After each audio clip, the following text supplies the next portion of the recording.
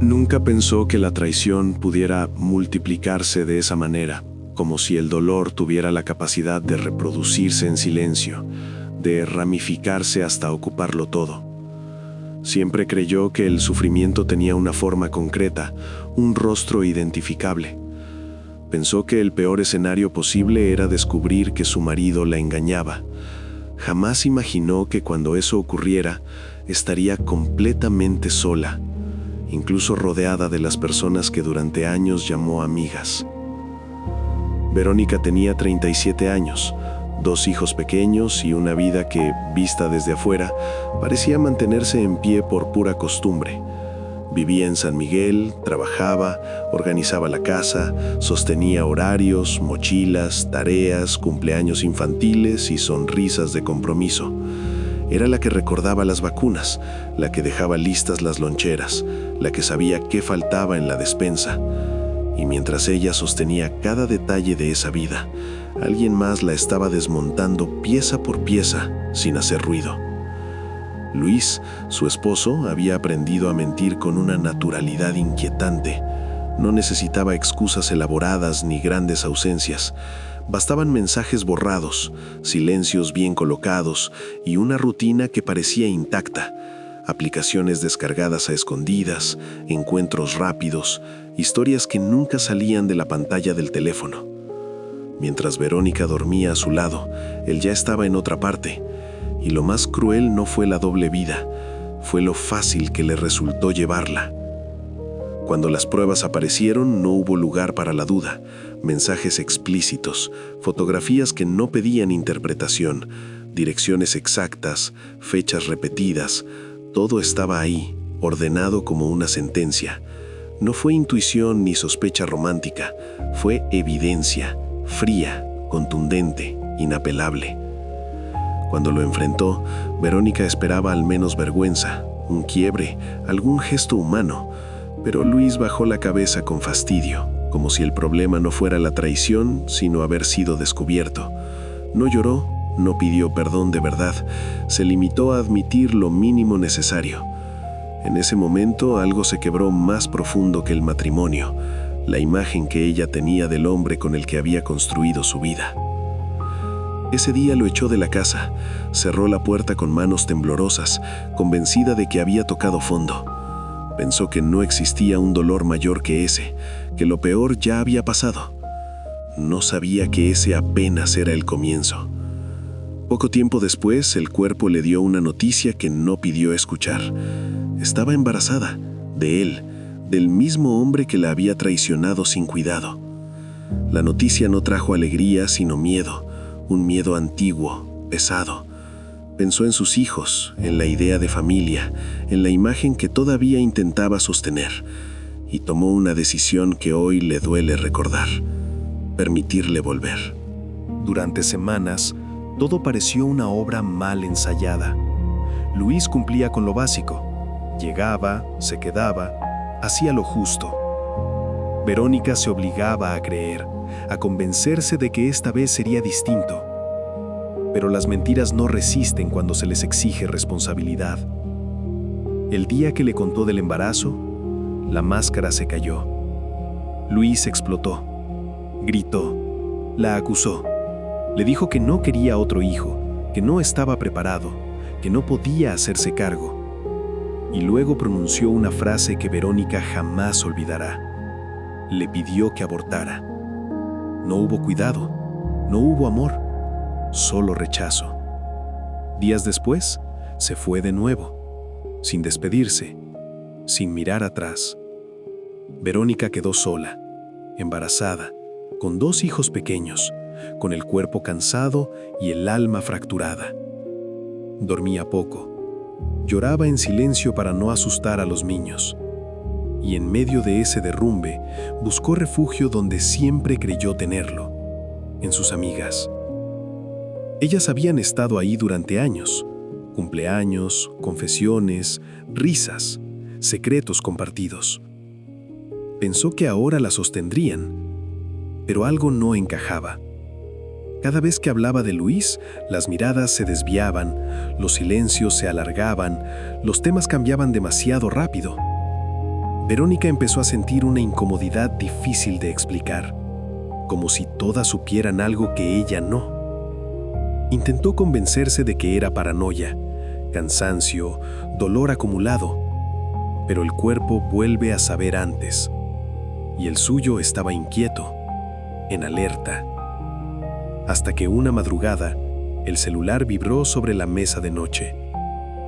El mensaje era breve, directo, imposible de ignorar. Tenemos que hablar. Verónica leyó el mensaje varias veces antes de levantarse de la cama. No sospechó nada concreto, pero sintió ese peso extraño en el pecho que aparece cuando algo va a romperse. Pensó que sería apoyo, consuelo, tal vez una charla incómoda pero necesaria. Nunca imaginó que esa conversación terminaría de despojarla de todo lo que creía suyo. Se encontraron esa misma mañana. La amiga que la citó no la miraba a los ojos. Tenía las manos entrelazadas, los hombros tensos, la voz temblorosa. No dio rodeos, no supo cómo hacerlo. Las palabras salieron torpes, desordenadas, pero claras como un golpe seco. Todas sabían que Luis la engañaba desde hacía meses. Verónica sintió que el mundo se apagó de golpe. No fue una metáfora. Le faltó el aire. El ruido del lugar se volvió lejano, como si estuviera bajo el agua. Preguntó una sola cosa, casi en susurro, con una esperanza absurda de haber entendido mal. ¿Todas? El silencio fue largo, pesado, definitivo. Ese silencio le dolió más que cualquier confesión. Mientras ella intentaba sostenerse en la silla, su amiga siguió hablando. Le explicó que lo sabían desde hacía casi un año, que habían visto mensajes, que habían escuchado comentarios, que algunas incluso conocían a las otras mujeres. Verónica no podía creerlo. Mientras ella defendía su matrimonio, ellas compartían un secreto que la dejaba afuera de su propia vida. No lloró ahí, no gritó, no reaccionó como esperaba. Solo sintió una humillación profunda, densa, difícil de describir. La traición ya no era solo de Luis, era colectiva. Había ocurrido frente a sus ojos, con sonrisas, abrazos y consejos que ahora entendía como falsos. Esa noche llegó a casa y se dejó caer en el sofá. No pensó en Luis, pensó en cada conversación, en cada café compartido, en cada "todo va a estar bien" que había recibido de personas que sabían exactamente lo contrario. Lloró hasta quedarse sin fuerzas, no por amor perdido, sino por la soledad brutal de haber sido la última en enterarse. Días después, decidió enfrentarlas a todas, no por venganza, por dignidad. Las citó en su sala, ese mismo espacio donde habían celebrado cumpleaños y brindado por amistades que ya no existían. Cuando entraron, el ambiente se volvió irrespirable. Nadie sabía dónde sentarse, nadie sabía qué decir. Verónica respiró hondo y lanzó la pregunta sin gritar, sin insultar, con una calma que dolía más que cualquier reproche. ¿Desde cuándo sabían que Luis me engañaba? Nadie respondió. Ese silencio fue la respuesta. Repitió la pregunta, una vez más.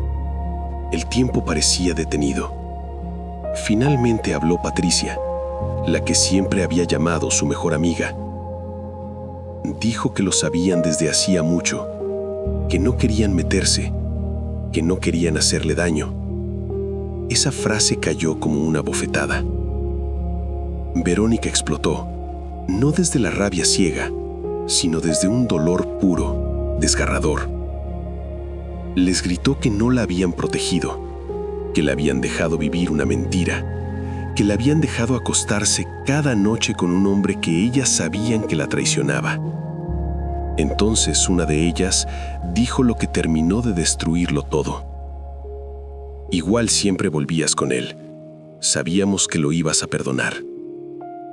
Ahí entendió la verdad completa. No habían callado por amor. Habían callado por desprecio. Porque no confiaban en ella.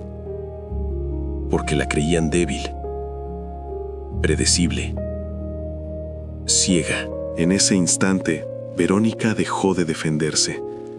Empezó a romper las fotos de la sala, fotos donde ellas también aparecían. Les dijo que el silencio también es una forma de violencia, que la habían traicionado tanto como Luis.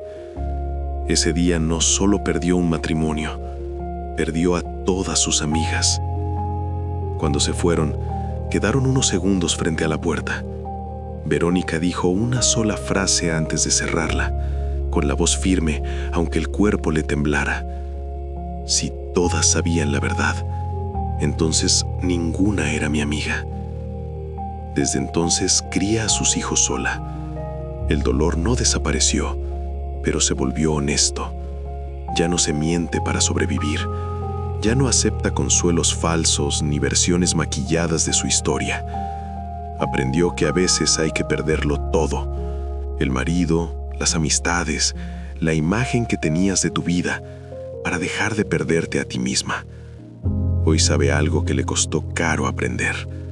La traición no siempre viene de quien duerme a tu lado.